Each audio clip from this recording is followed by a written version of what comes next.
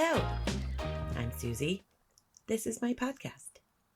Today, I'm going to talk about education. This is a topic that's very dear to me because I think the quest for knowledge and understanding is at the heart of the human experience. The topography, if you will, of education's impact across society is a really interesting one.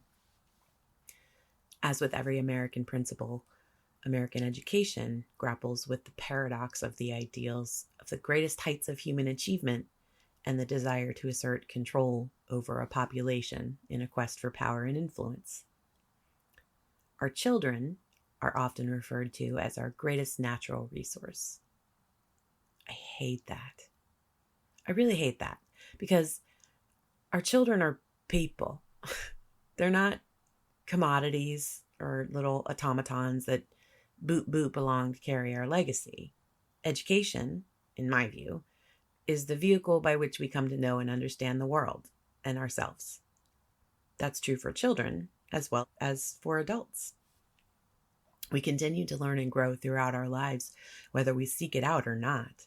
It's simply part of the human condition. It's how we're wired. But American culture treats education simultaneously as a right and a privilege. We treat it as a financial burden and fuel for economic growth. We treat it as a space for self-development and as a job training program. Education is featured prominently in fights for civil rights in America and around the world, and I think we can see how political influences on public education in the U.S. has had a direct effect on how Americans think about their government and their communities at almost every critical point of American history.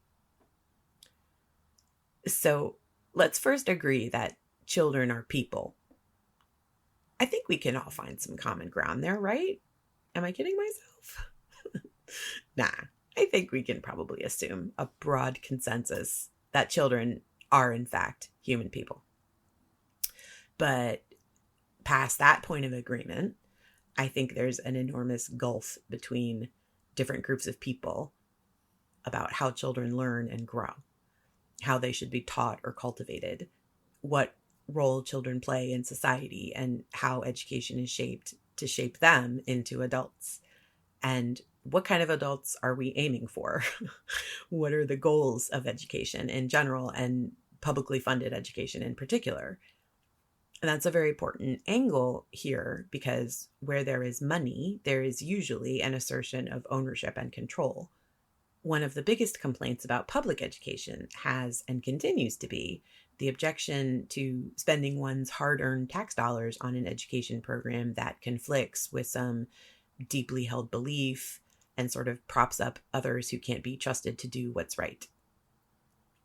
And the evolution of our understanding of the human brain, psychology, and development has been a steady arc of illumination that reinforces our intuitive understanding of our common humanity.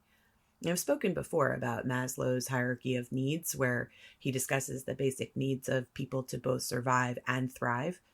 At the top of that pyramid is self-actualization, which is understood to be the realization of a person's potential self-fulfillment, seeking personal growth, and what he calls peak experiences. It's at the top because it presumes that the needs that form the foundation of the pyramid have been met already. Those include physical needs and psychological needs. Historically, the psychological needs of children really haven't been a consideration. And Maslow published his theory in 1948, and it was an emerging theory that wasn't even focused on children, but as people, it applies. Now, education and self-actualization are closely related concepts. I think that an argument could easily be made that the former allows the latter to manifest. So why has education been such a problematic area in our history? Why can't we agree as Americans what role education should play in our society? And how does education itself, whether good or bad education, shape our culture and the manner in which we govern ourselves in a democracy? Let's get into it.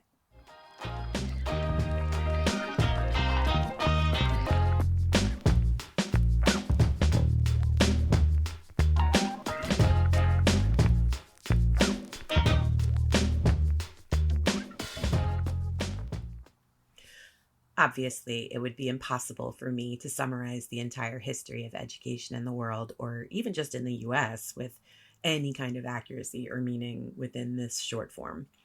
But some context for the milestones of its evolutionary arc and the important moments in American history where education features prominently are worthy of review. So I'll just speak very broadly about the history of education with particular focus on public education.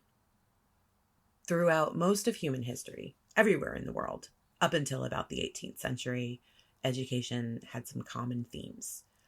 It was typically religious education, patriarchal, private, and privileged.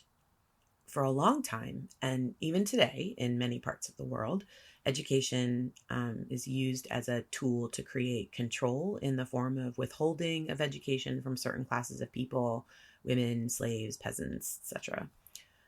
Keep in mind as well that up until the middle of the 15th century, education was almost exclusively religious, and reading was largely confined to Latin in religious texts. When the printing press came along, it totally revolutionized the world, and the form of religious text became democratized through printing the Bible through the native languages of the different countries throughout Western Europe in particular. And that's just in Christianity. Obviously, it impacted religious movements more broadly. Printing of the Quran, printing of the Torah, like obviously it had like massive impact across the world through the staggeringly motivating ideas that were driven and nurtured during and after the Protestant Reformation. The Protestant Reformation occurred around the late 16th century and into the early to mid 17th century. The drama of this period cannot be overstated. Outside of the Crusades, the amount of religiously inspired death and oppression that happened throughout the period of the Reformation was only exceeded by the Nazi Holocaust in the 1940s. Religious conflict has and continues to be at the center of many of humanity's most appalling events. But the Protestant Reformation was different insofar as it was a true and violent revolution that kind of birthed a new and better world in many ways. It was the first step towards religious tolerance in the history of Christianity since, Emperor Constantine kind of made it, the state religion of Rome. The central concept of Protestantism was that every person can have a personal relationship with God without the intervention of clergy. There is no intermediary required. You can read the Bible and get the word of God directly, and you can pray directly to God, and in his omnipotence, you will be heard and filled with God's grace. It's really beautiful in its pure ideological form. The Quakers really embody the purest virtues of the Protestant Reformation, from what I can see. I fucking love the Quakers.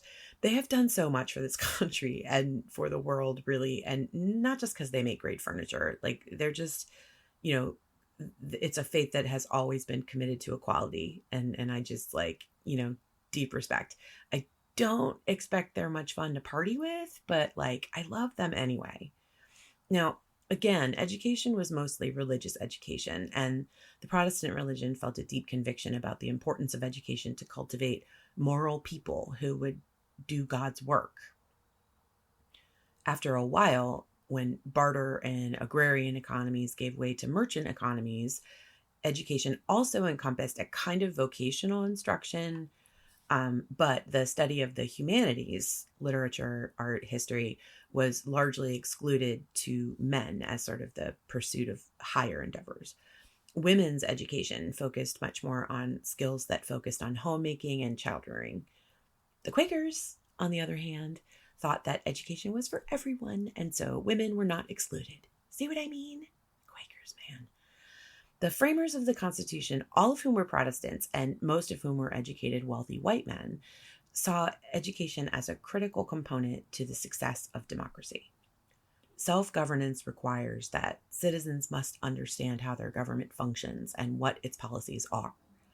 Obviously, they had some pretty specific ideas about who was capable of rising to the level of an educated citizen. e.g., other educated, wealthy white men. So education is an important principle widely agreed upon, but there's nothing in the Constitution that addresses how education should be structured or provided for. And that's because, as with most basic principles of freedom, the framers felt that empowering the states to determine the hows, the wheres, and the why-fors of basic governance was the best way to proceed, as well as being the best way to avoid a serious fight. In other words, it was politically expedient. And thus, the states proceeded to create and structure education programs that provided free education to various parts of the population with their own curricula. In 1785, the Continental Congress passed a law mandating a survey of the Northwest Territory. The law created townships, reserving a portion of each township for a local school. These were known as land grants, and they eventually became the U.S. system of land grant universities, the state public universities that exist today.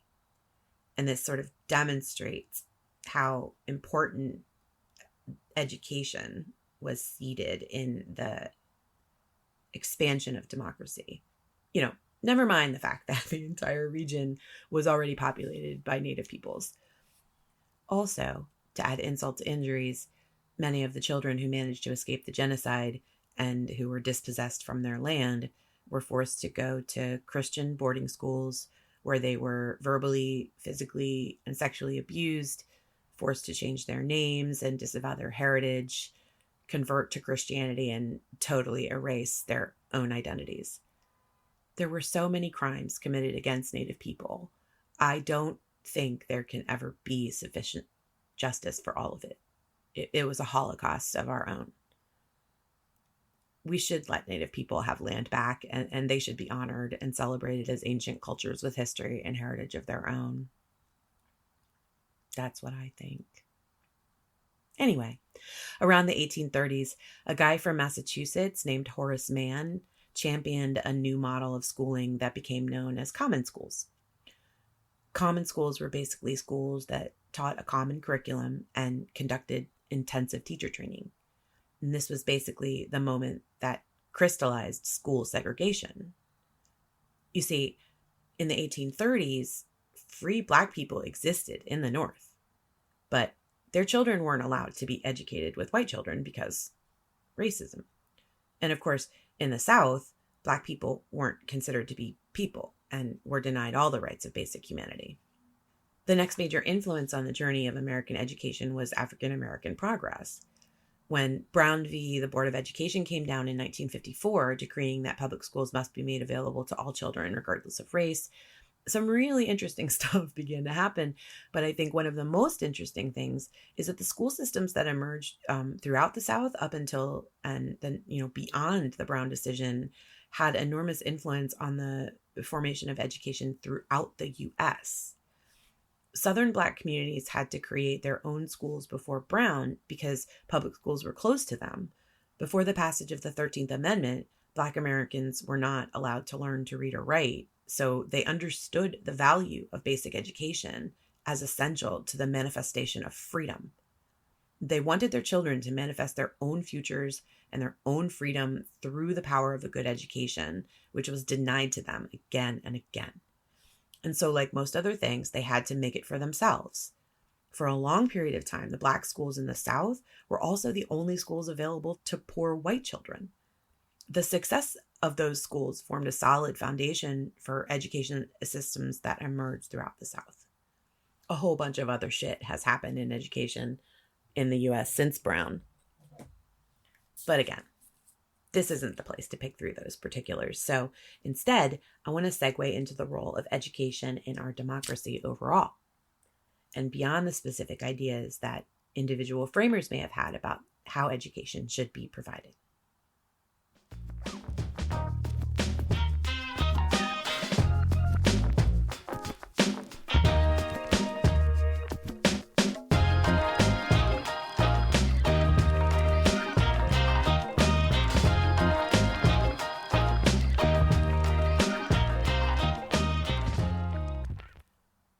The role of education in a democracy, as I just mentioned, with respect to how the framers of the Constitution thought of it, is a keystone in the foundation of self-governance because it depends upon the electorate being equipped to understand the basic precepts and principles of government itself. So, the concept of an informed electorate includes two essential components: how government works, or civics, and what government is doing, or politics. The first, civics, is the understanding of and the guarding of all the pillars of government, like the branches of government, checks and balances, the Constitution, and the Bill of Rights. All the things that define how we live in a free society. The second, politics, is the understanding of the laws and policies and court rulings that are undertaken by the government. Now, this bit is far more nebulous and vulnerable to interpretation, which is why everyone hates politics. As a painful and terrifyingly acute example of politics, let's talk about what's currently happening in Congress. These messy bitches. The last 3 weeks has been a crazy clown show that has ground government to a halt.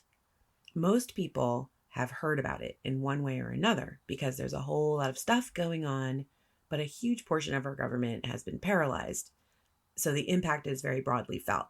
This is one of those rare occurrences where something like quirky and parliamentary, like the debt ceiling, really has a direct impact on like the public. So to break it down, here's what happened. The first thing you need to know is that Article 1 of the Constitution says that a Speaker of the House of Representatives must be chosen from among its members and is usually a member of the majority party. It's really the only role in Congress that's filled by appointment, and the Constitution defines a whole butt ton of stuff that the Speaker role has oversight on. Like, no joke, it's a stupid long list. The Speaker presides over the business of the House. In the execution of his duties, the Speaker calls to order and the approval of the journal, refers bills and other matters to committee, disposes of business on the Speaker's table, designates Speaker pro tempore and appoints chairman of the Committee of the Whole Manual, recognizes members, states a question in prescribed form, supervises the timing of debate and other proceedings in the House, rules on points of order and responds to parliamentary inquiries, makes appointments pursuant to statute, House rules, and House resolutions, certifies to a U.S. attorney persons found to be in contempt of a House committee, declares the House in recess in the event of an emergency pursuant to his inherent power, pursuant to Rule 1, Clause 12, or pursuant to a House resolution authorizing him to make such an action, changes convening time within constitutional limit during an adjournment of not more than 3 days in the case of imminent impairment of a place of reconvening, convenes the House in a place at the seat of government other than the home of the House whenever it is in the public interest, signs various documents, including warrants and subpoenas, makes preliminary decisions as to questions of privilege, determines the presence of a quorum, conducts quorum counts, and counts certain votes, announces the absence of a quorum without unnecessary delay, maintains order in debate, administers censure by direction of the House, designates members to travel on official business of the House, appoints members of conference to committees, rules on the validity of conference reports, declares the House adjourned when the hour previously fixed for adjournment arrives, approves assignment of leadership staff to the floor, etc. Like, it goes on and on and on. Okay, with that little civics lesson behind us, on to the stupidity. Republicans took a majority in the House seats in the 2022 midterm election by a narrow margin. There's something like 212 Democrats to 221 Republicans. When this session of Congress began, the Republican Party, as the majority party, had the duty to elect the Speaker. That was in January of 2023, and after a long and protracted process that included something like 15 or 17 rounds of voting and a host of just like really batshit bargaining points, they elected a guy from California named Kevin McCarthy, who is known on Capitol Hill to be like just kind of a dummy who was singularly focused on some vainglorious ambition to be Speaker as his peak achievement in life. One of the bargaining points that the Freedom Caucus members, that is the group of hardcore right-wing Republicans that have been sucking up a lot of media energy lately, like Matt Gaetz, Marjorie Taylor Greene, Lauren Boebert, Jim Jordan, Paul Gosar, etc. Those members, led by Matt Gaetz, insisted that in order for McCarthy to get their votes for Speaker, he would have to agree that any one member of the party could make a motion to vacate the Speaker's chair if he did something, anything, that they didn't like. inevitably, McCarthy did just that by working a deal with House Democrats to approve a continuing resolution and to keep the government from shutting down just a few weeks ago. So Matt Gaetz delivered on his promised threat and put forward the motion to vacate, and all the Democrats in the House and a handful of Freedom Caucus members voted McCarthy out. Since then, the Republican Party stumbled around trying to find a new speaker. Remember, this is a constitutionally mandated role that is required in order for government to function. They vacated the chair with no plan for who would step in. So a speaker pro tem, or a temporary acting speaker with limited powers, was sworn in, and then the dick around show swung into action. In the last week, they finally agreed on a speaker nominee and then quickly voted him in. But this was after 3 weeks and 3 other nominations of lunatic fringe that crashed and burned. And the dude that they ended up with is a hard-right MAGA dude who wants a federal ban on abortion and has been described as a key architect in the objection to certify Joe Biden as president on January 6th, 2021. He thinks gay people getting married is the devil's work and abortion is the reason that January 6th happened. He's a fucking wacko. His name is Mike Smith. No, it's not. It's Mike Johnson. His name is Mike Johnson. And he's a fucking wacko. So that's all very stupid, right? One can easily understand why people don't want to waste brain energy on this nonsense. But unfortunately, this nonsense is the direct result of putting bad people into office. And, those are the sort of people that A, shouldn't be there. And, but B, if they get through the net, they require monitoring. And the only real remedy for it is voting and running better candidates. One can also see why it's hard to attract better candidates in this kind of environment. Politics for many people has become, synonymous with lying. As bad as that is for voters, it's equally bad for candidates. If you feel like the only way to win is to play the dirty game, and then once you're there, you'll do all the right things, well, I'd say that's very naive. If you have to lie to get there, chances are you have to lie to stay there.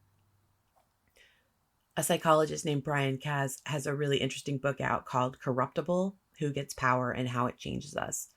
And in it, he considers the question of whether positions of power corrupt people who seek them, or if corruptible people seek positions of power more often. It's a really compelling question, but one of the striking concepts of his work is the revelation that our systems are in fact designed to attract those who are manipulated by power and who are willing to manipulate others to keep power. So even though it's endlessly tiresome to stay aware of what's happening in government and politics, it's critically important that we all kind of stay with it and do our bit. The least we can do, the easiest thing for most American adults, is to vote. It's way fucking harder than it should be for many Americans, but we'll discuss that another time. This leads me to the next place where the role of education is clearly an important influence, which is the press. The role of the press is to keep Americans informed about their government. An independent press, in particular, is critical for the distribution of information that informs citizens in a manner that allows them to assume a measure of control in their own governance. But as I've discussed before, the main mission of the free press is to make Americans eat their information vegetables, and the American public would much rather have their entertainment candy. Subsequently, media must use the latter to support the former. And this generates a consumer culture around news and information, which cultivates the perfect environment in which disinformation and misinformation can flourish. Hey, here's a fun fact. In 2022, Nina Jankowicz was appointed as the head of the Homeland Security Department's Disinformation Governance Board. She was quickly and derisively called the czar of the Ministry of Truth by various people in the media and throughout social media. The purpose of the role and the board is to direct the department's response to incidents of disinformation about the government. It's pretty dry and bureaucratic, but plays an important role in the current climate. Almost the moment she was appointed to the role, she received threats and harassment. Her family was threatened. She was doxxed. She had to move. She finally resigned towards the end of the year. The response to her appointment was quick, it was violent, and it was the result of a disinformation campaign that led to threats of violence against her and her family. The success of that in leading to her resignation makes it easier for disinformation to disseminate unchecked. A proliferation of disinformation in an environment where education is inconsistent and weak is that misinformation is widely generated and disseminated. Then people begin to distrust everything except for the information that comes from sources they trust, rightly or wrongly. And the difference between disinformation and misinformation is basically intent. Disinformation is purposeful and willful dissemination of false information, where misinformation is the unintentional dissemination of false information.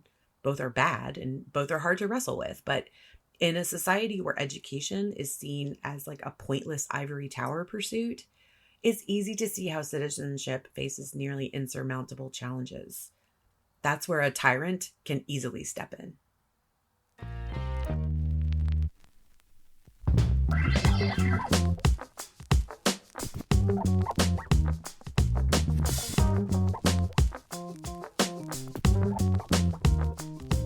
The benefits of education that affect citizenship are abundant. To name a few, exposure to information and other points of view cultivates empathy. So literature and stories from various points of view help people adapt to differences among themselves. History and sociology help illustrate common themes and needs and show us our progress. Art tells us everything we would ever need to know about the different aspects of humanity. All of these things help us form connections with other people. This is a fundamental need for every person, the need for human connection. Germany is a really poignant example of the power of education both to pollute a society's ideology and to repair it. During the late 1930s and into the early 1940s, the Nazi Party completely co-opted education doctrine to teach Nazi propaganda to children who would grow into wonderful Nazis who all hate Jews and are willing to blindly commit murder. After World War II and the Holocaust, Germany made it a policy to make those historical events the most important and prominent principles to teach children. What happened, how it happened, what were the effects, and how the entire country suffered as a result of it. The effects of that have been to powerfully restore Germany's position in the world within a short span of time, even after they were reviled by nearly the entire world for the entire first half of the 20th century. I think America should take a lesson here and make the teaching of the history of slavery its most important educational principle.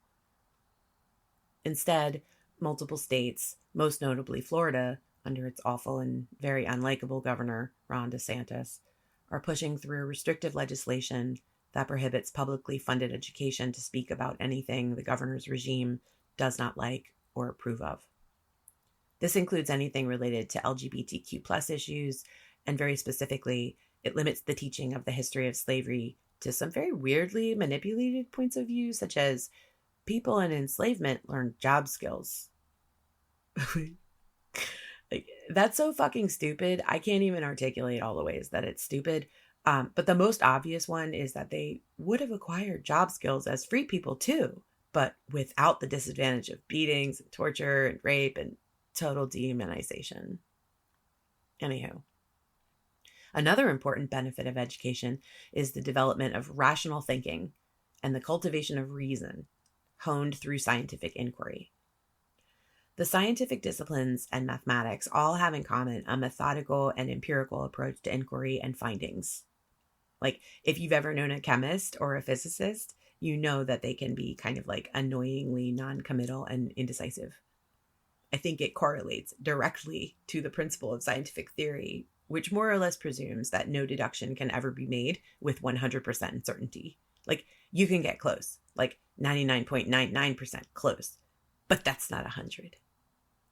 Anyway, what that demonstrates is that a discipline like scientific inquiry does inform how people process their sensory information about the world around them. It allows for a sort of detachment that gives people a space to work through complex problems without the emotional burdens or fear or anxiety forming their perspective. The most important benefit of education, in my opinion, is the development of critical thinking. All of the stuff that I just talked about contributes to the formation of a tapestry or a mosaic of the world. Every new piece of information a person acquires adds a piece to the overall picture. The more information you have, the more you can see the bigger image. But more importantly, it cultivates a kind of process by which we formulate our understanding of the world. If that process features empathy and rationality, it tends to be less visceral and less emotionally charged. It's much easier to think about another person's perspective, though you yourself may never have experienced that thing that they are experiencing. It gives people a foothold in reality in a way that makes the world feel much less threatening. One big problem that I see with education in America is the emphasis on hard disciplines, like, the STEM area as primary or like central to public education. I think this has to do with the idea of like American exceptionalism in the post-war era. During the World Wars, America emerged as the leader of innovation and industrial achievement. We dominated all global competition until probably the late 1960s and early 1970s. And at that point, you begin to see a shift in education policy and funding that points money and training towards STEM programs and reduces funding to other areas that are seen as less useful in a fast-moving economy. I think this is a real error that doubles down on the idea of the commoditization of our children, making them good workers in the capitalist economy and workers that understand the established hierarchy and know their place in it. It focuses education as a means of producing capital rather than cultivating healthy adults who participate in a healthy society. I'm also really compelled by the notion that education, when pursued with vigor, like as a career, can be sort of weaponized in some ways. William F. Buckley Jr. comes to mind, who wielded erudition like a cudgel and inspired a lot of conservatives to aim for snobbery and racism in their politics. And they did, like with gusto. Later, people like Grover Norquist popped onto the scene. He was one of the guys who birthed the Tea Party Republicans and who approached conservative ideology with like vicious Machiavellian precision. He and others like him got a lot of rich people to give a lot of bad people a great deal of money, and they fueled some of the most punishing fiscal legislation in the history of our country. Politics like that hurts mostly poor people, and one of the backlashes to those tactics is a sort of revulsion of educated elites who think they're better than everyone. Like, that's a very big problem to get around. So the cumulative effect of making education difficult to attain for a whole bunch of people and a sort of persuasion that you don't really even need a highfalutin education because if you can work with your hands, you don't need your head, is that people are largely uneducated about a whole lot of things. Further, their worldview is limited by the authority figures and institutions around them and is inevitably very limited. One of the first things to be omitted from the broader education of American citizens is civics. Here's an essential and very important example: the Electoral College. I would put cash money down that if you ask anyone you know to tell you what the Electoral College is, 4 out of 5 will not be able to tell you. That's not their fault. If you, dear listener, are not sure yourself, please don't feel any kind of remorse or shame. No one told you. I'm going to remedy that. Very basically, the Electoral College is a process to elect the president and vice president. Its original purpose was as a compromise between those who wanted the president to be elected by popular vote and those that wanted him to be elected by parliamentary vote. In other words, people would elect their congressional representatives as apportioned in the Constitution and by a decadal census, a minimum of 3 in the House and 2 in the Senate per state, and those representatives would elect the president. Like, this is how the prime minister is elected in Britain, for example. So that parliamentary preference reflects the ideology that only a certain class of people should be allowed to select the leader, because everyone else is just too fucking dumb. Instead, the framers determined that electors would be selected that are equal to the number of congressional delegates that exist, as defined by the census. Each party's candidate would elect a slate of electors. Whichever candidate received the most votes, depending on how they're counted in each state, that candidate's slate of electors then votes for the presidential candidate they support. Every state, to appease the states' rights factions, would determine how their electors are selected. This aligns with the states' respective rights to draw congressional districts for the purposes of representation in Congress. It also shows you a process by which a minority party can attain majority rule through the manipulation of parliamentary processes. This is how a president can be elected, though they did not win the majority of all votes, also called the popular vote. Further, I think it reveals the importance of civic engagement at the local level of politics, city council seats, boards of education, state judges, state secretaries of state, etc. What goes on in local politics feeds up to the federal level, not the other way around. At this point in our country, there is no political purpose to support maintaining the Electoral College. Eliminating it requires a constitutional amendment, and a lot of people will tell you that's way too hard to even consider.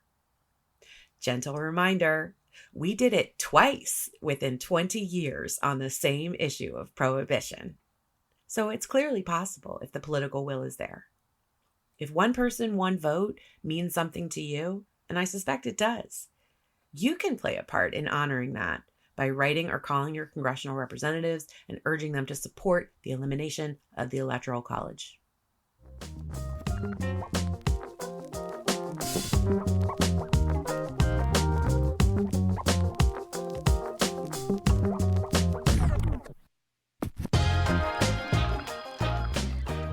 I heard an important reminder recently to support local reporting and journalism. Local papers and news stations have been getting gobbled up by large media companies. Independent reporting is becoming more and more rare and hard to find. That erodes the American electorate's ability to control its own destiny. The old saying that all politics are local is true, and local journalism is one of the best ways to help people understand how the world affects them. So go out and subscribe to your local paper. Most Americans have a hard time holding focus on foreign policy issues, particularly for any sustained period of time. And I believe a lot of that has to do with the belief that it doesn't affect them. It's all happening very far away. The wars in Ukraine and in the Middle East between Israel and Hamas are having and will continue to have powerful effects on our country, on our own citizens and our own way of living, on democracy's hold in the world. It's the sort of disinterested neglect of awareness of these conflicts that was prevalent in the periods leading up to both world wars. I'm not saying that's where we're headed. Gadzooks, I really hope that's not where we are headed. Instead, I think it makes us quite vulnerable to allowing a strongman type leader to rise up again and to allow a deeply cynical and corrupt faction of anti-democratic actors to establish power. After that, who knows what could happen? Let's not find out. Vote. God damn it. Tell your friends, harass your family. Vote. As a final note, I'll say that as a basic principle, I believe that the limitation of educational content by the state is anti-democratic. It does not serve our children nor our society. What states like Florida are doing is depriving their citizens of their rights to self-determination. That's autocracy at its most basic level. Let's not do that. Let's not ban books. Let's not limit what teachers can say or do in most respects relative to their curriculum. Let's all learn about everything and talk it over. If there's stuff that makes you feel really icky, you should probably explore that, not try to hide it from your kids. Why do you feel that way? What is that about? Don't shy away from it. Confront it head on with the confidence that once you face it, you can move on stronger and more compassionate than you were before. That seems cool, right? Thank you so much for listening. If you like what you hear, I hope you'll come back for more. Please tell people you know who might like the pod. If you have ideas or feedback, you can send me an email or hit me on Instagram. I'll leave those details in the pod description for those of you who are interested. Also, I've been a bad student and I haven't regularly been citing my sources in previous pods. I mean, like the 10 of you that regularly listen haven't expressed any indignation about that fact, but the people and resources that I have used deserve the respect and courtesy of acknowledgement regardless. So beginning with this episode, I will be listing some of the sources I've used. As a broad note, let me tell you how much I use Wikipedia. Like, I feel like Wikipedia is probably one of the only places that has held on to like original internet energy, if you know what I mean. Like, it's a place that treats information, with the respect that it deserves. It relies on donations to keep going. And if you use Wikipedia at all, you should really consider giving them a little money. That's how I feel. To those of you returning, I love you and you have my most heartfelt gratitude. Thank you so much. And for those of you who are new to the pod, I love you. Thank you for allowing me into your headspace for a little while. And I hope to have informed you a little and entertained you a lot. Until next time.